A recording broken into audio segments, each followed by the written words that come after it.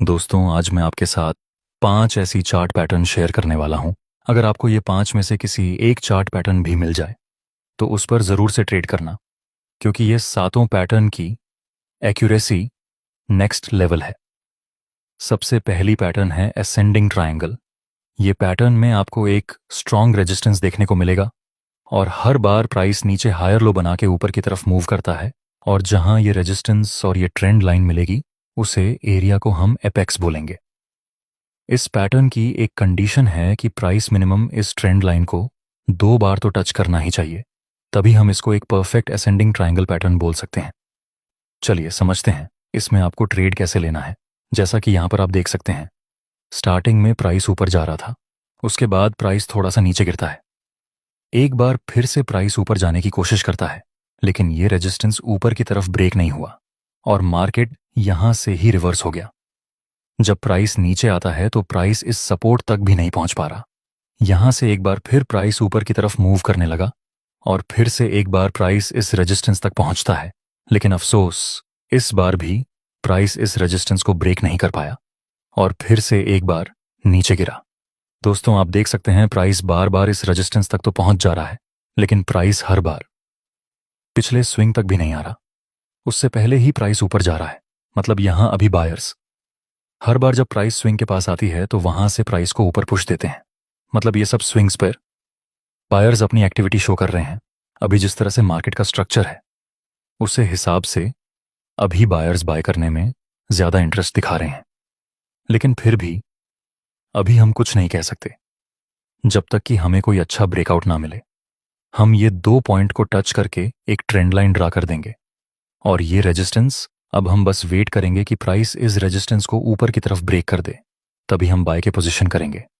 और अगर प्राइस ने इस ट्रेंड लाइन को नीचे की तरफ ब्रेक कर दिया तो हम सेल की अपॉर्चुनिटी फाइंड करेंगे। लेकिन आपकी जानकारी के लिए मैं बता दूं कि यह है तो कंटिन्यूअस पैटर्न, मतलब अप ट्रेंड है। और अगर आपको असेंडिंग ट्रायंगल पैटर्न मिले तो हाई चांस रहेंगे कि प्राइस एंड में ऊपर की तरफ मूव करे, लेकिन कुछ कुछ केस में ऐसा देखा गया है कि प्राइस इस ट्रेंड लाइन को ब्रेक करके नीचे भी आ जाता है, इसलिए सिंपली हम ब्रेकआउट का वेट करेंगे। नेक्स्ट प्राइस ने इस रेजिस्टेंस को ऊपर की तरफ ब्रेक कर दिया, लेकिन हम ट्रैप नहीं होना चाहते, इसलिए हम रिटेस्ट का वेट करेंगे और फिर प्राइस थोड़ा सा नीचे आता है। ये रेजिस्टेंस अब सपोर्ट का काम करेगा। वहां पर हमें एक बुलिश कैंडल का सिग्नल मिला। यहां पर आप एंट्री कर सकते हैं, आपका स्टॉप लॉस रहेगा। इस बुलिश कैंडल के लो से थोड़ा सा नीचे और ये पॉइंट के बीच में जितना गैप होगा उतना प्रॉफिट टारगेट रख सकते हैं। नेक्स्ट प्राइस ऊपर जाता है, जिसके साथ हमारा प्रॉफिट टारगेट भी कंप्लीट हो चुका है। चलिए अब दूसरी चार्ट पैटर्न को देखते हैं और वह है descending triangle pattern. Ascending triangle pattern का ठीक उल्टा होगा। डिसेंडिंग ट्रायंगल पैटर्न में प्राइस इस ट्रेंड लाइन से बार बार नीचे जाता है, जो कि रेजिस्टेंस का काम करेगी, और बार बार प्राइस इस सपोर्ट से ऊपर जाता है। इसमें भी प्राइस मिनिमम 2 बार इस ट्रेंड लाइन को टच करना ही चाहिए, तभी हम इसको एक परफेक्ट डिसेंडिंग ट्रायंगल पैटर्न बोल सकते हैं। और ये पैटर्न भी जनरली है तो कंटिन्यूअस पैटर्न, मतलब अगर डाउन ट्रेंड के अंदर आपको डिसेंडिंग ट्रायंगल पैटर्न मिले तो हाई चांस रहेंगे कि प्राइस फिर से एक डाउन साइड में मूव दे, लेकिन कुछ कुछ केस में प्राइस ट्रेंड लाइन को ब्रेक करके ऊपर भी चला जाता है। इसीलिए यहां पर हम ब्रेकआउट या फिर ब्रेकडाउन का वेट करेंगे। एग्जाम्पल के लिए, यहां प्राइस स्टार्टिंग में नीचे आ रहा था, फिर प्राइस एक बार ऊपर गया, वहां से फिर से प्राइस एक बार रिवर्स होकर इस सपोर्ट तक आता है। नेक्स्ट प्राइस इस सपोर्ट से फिर से ऊपर की तरफ मूव करता है, लेकिन यह स्विंग ऊपर की तरफ ब्रेक नहीं हुआ और प्राइस फिर से एक बार इस सपोर्ट से नीचे गिरता है। ये 2 पॉइंट को हम टच करके ट्रेंड लाइन बनाएंगे, जो कि रेजिस्टेंस का काम करेगी।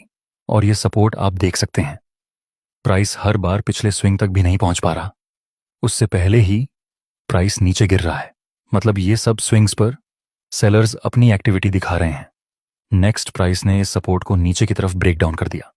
अब हम वेट करेंगे कि प्राइस फिर से यहां पर रिटेस्ट करने के लिए आए। ये सपोर्ट अब रेजिस्टेंस का काम करेगा। वहां पर प्राइस आता है और हमें यहां एक बियरिश कैंडल का सिग्नल मिला। अब आप सेल में एंट्री कर सकते हैं, आपका स्टॉप लॉस रहेगा इस बियरिश कैंडल के हाई से थोड़ा सा ऊपर, और प्रॉफिट टारगेट के लिए आप ये पॉइंट और ये पॉइंट के बीच में जितना गैप होगा उतना प्रॉफिट टारगेट रख सकते हैं। चलिए मैं आपको एक बोनस टिप देता हूं। अगर असेंडिंग ट्रायंगल पैटर्न और डिसेंडिंग ट्रायंगल पैटर्न दोनों ही पैटर्न बड़ी टाइम फ्रेम में मिले, जैसे कि 1D 4H 3H, तो उसमें इसकी एक्यूरेसी बहुत ही ज़्यादा होगी। और जब भी इसमें ब्रेकआउट मिले तब हाई चांस रहेंगे कि प्राइस काफ़ी बड़ा मूव ब्रेकआउट की साइड दे। लेकिन ये दोनों ही पैटर्न में आपको याद रखना है कि प्राइस किसी भी डायरेक्शन में ब्रेकआउट दे सकता है, इसलिए जल्दबाजी में कोई गलत ट्रेड मत ले लेना। आपकी दूसरी चार्ट पैटर्न है और वह है राइजिंग चैनल। देखिए, राइजिंग चैनल में आपको दो ट्रेंड लाइन मिलेगी, एक जो कि सपोर्ट का काम करेगी और दूसरी जो है वह रेजिस्टेंस का काम करेगी। प्राइस ये दोनों लाइन के अंदर मूव करता रहता है। अब नॉर्मली आप इसमें दो तरह से ट्रेड ले सकते हैं। एक, जब प्राइस इस चैनल के अंदर हो तब आप किसी कैंडलस्टिक पैटर्न का सिग्नल मिलने पर ट्रेड कर सकते हैं, और दूसरा, जब ये दोनों ट्रेंड लाइन में से किसी एक ट्रेंड लाइन का ब्रेकआउट मिल जाए तब भी आप इसमें ट्रेड कर सकते हैं। और जब प्राइस ये राइजिंग चैनल के अंदर होता है तब अगर आप सिर्फ बाइंग करने की अपॉर्चुनिटी फाइंड करें तो वह आपके लिए ज़्यादा बेहतर रहेगा। एग्जाम्पल के लिए, यहां पर प्राइस अप ट्रेंड में मूव कर रहा था, हम ये 2 पॉइंट को टच करके एक ट्रेंड लाइन बनाएंगे जो कि रेजिस्टेंस का काम करेगी, और ये 2 पॉइंट को टच करके हम एक दूसरी ट्रेंड लाइन बनाएंगे जो कि सपोर्ट का काम करेगी। नेक्स्ट, प्राइस थोड़ा सा नीचे आकर फिर ऊपर जाता है, जहां पर हमें एक बुलिश कैंडल का सिग्नल मिला। दोस्तों, वैसे आप इस रेजिस्टेंस पर किसी कैंडल का सिग्नल मिलने पर सेल में एंट्री कर सकते हैं, लेकिन मैं चाहता हूं कि आप ऐसा ना करें, क्योंकि यह बुलिश ट्रेंड है। तो आप सिर्फ अगर बाइंग करने की अपॉर्चुनिटी फाइंड करेंगे तो आप ज़्यादा फायदे में रहेंगे। इसलिए यहां पर बेयरिश सिग्नल मिलने पर भी हम सेल में एंट्री नहीं करेंगे। नेक्स्ट, प्राइस नीचे आता है और इस सपोर्ट के पास हमें फिर से एक बुलिश कैंडल का सिग्नल मिला। यहां पर आप बाय में एंट्री कर सकते हैं। आपका स्टॉप लॉस रहेगा इस बुलिश कैंडल के लो के नीचे, और प्रॉफिट टारगेट के लिए आप इस रेजिस्टेंस वाली लाइन का यूज कर सकते हैं। नेक्स्ट, प्राइस ऊपर जाता है, जिसके साथ हमारा टारगेट भी कंप्लीट हो चुका है। आपकी नेक्स्ट चार्ट पैटर्न है फॉलिंग चैनल राइजिंग चैनल से। ठीक उल्टा होगा। फॉलिंग चैनल में भी आपको दो ट्रेंड लाइन मिलेगी, ऊपर वाली रेजिस्टेंस का काम करेगी, नीचे वाली सपोर्ट का काम करेगी, और प्राइस फॉलिंग चैनल में डाउन ट्रेंड में मूव करता रहता है। ये दोनों ट्रेंड लाइन के बीच में, एग्जाम्पल के लिए, प्राइस यहां पर डाउन ट्रेंड में मूव कर रहा था। हम ये 2 पॉइंट को टच करके एक ट्रेंड लाइन बना देंगे जो कि रेजिस्टेंस का काम करेगी। हम एक दूसरी ट्रेंड लाइन बनाएंगे। नेक्स्ट, प्राइस आता है इस ट्रेंड लाइन के पास जो कि रेजिस्टेंस का काम कर रही है। वहां पर हमें एक बेयरिश और कंफर्मेशन कैंडल का सिग्नल मिला, तो यहां पर हम सेल में एंट्री कर सकते हैं।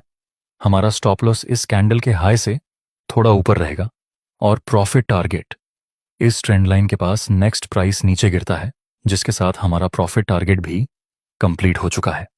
अभी हम देखें तो प्राइस इस सपोर्ट के पास एक बुलिश कैंडल का सिग्नल देता है। डाउन ट्रेंड है, इसलिए हम यहां पर बाय में एंट्री नहीं करेंगे। हम वेट करेंगे कि प्राइस अगर फिर से इस ट्रेंड लाइन के पास आता है और वहां पर हमें कोई बेयरिश सिग्नल मिले तो हम सेल में एंट्री करेंगे। नेक्स्ट, प्राइस आता है फिर से इस ट्रेंड लाइन के पास, वहां पर हमें एक बेयरिश और कंफर्मेशन कैंडल का सिग्नल मिला। अब आप यहां पर फिर से सेल में एंट्री कर सकते हैं। स्टॉप लॉस और प्रॉफिट टारगेट जैसा हमने पिछले ट्रेड में लिया था उसी तरह से रहेगा। नेक्स्ट, यहां पर प्राइस फिर से नीचे गिरता है, जिसके साथ हमारा दूसरा टारगेट भी कंप्लीट हो चुका है। आपकी नेक्स्ट चार्ट पैटर्न है सिमेट्रिकल ट्रायंगल। ये पैटर्न न्यूट्रल पैटर्न है, मतलब जब तक ये पैटर्न का ब्रेकआउट नहीं मिलता तब तक हम कुछ कह नहीं सकते कि आगे प्राइस ऊपर जाएगा या फिर नीचे।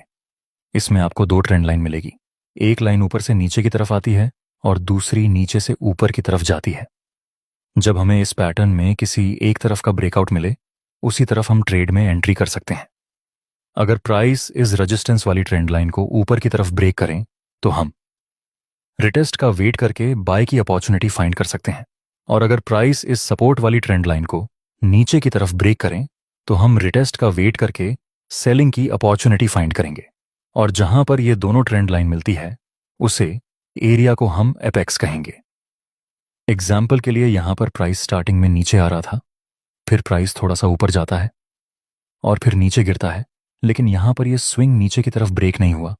फिर प्राइस ऊपर जाता है, लेकिन यहां पर भी प्राइस इस स्विंग को ब्रेक नहीं करता और रिवर्स हो जाता है, और यहां एक बार फिर से प्राइस इस स्विंग को ब्रेक करने में नाकामयाब रहता है और फिर से नीचे की तरफ मूव करता है। अब हम ये 2 पॉइंट को टच करके एक ट्रेंड लाइन बनाएंगे जो कि सपोर्ट का काम करेगी, और ये 2 पॉइंट को टच करके हम एक दूसरी ट्रेंड लाइन बनाएंगे जो कि रेजिस्टेंस का काम करेगी।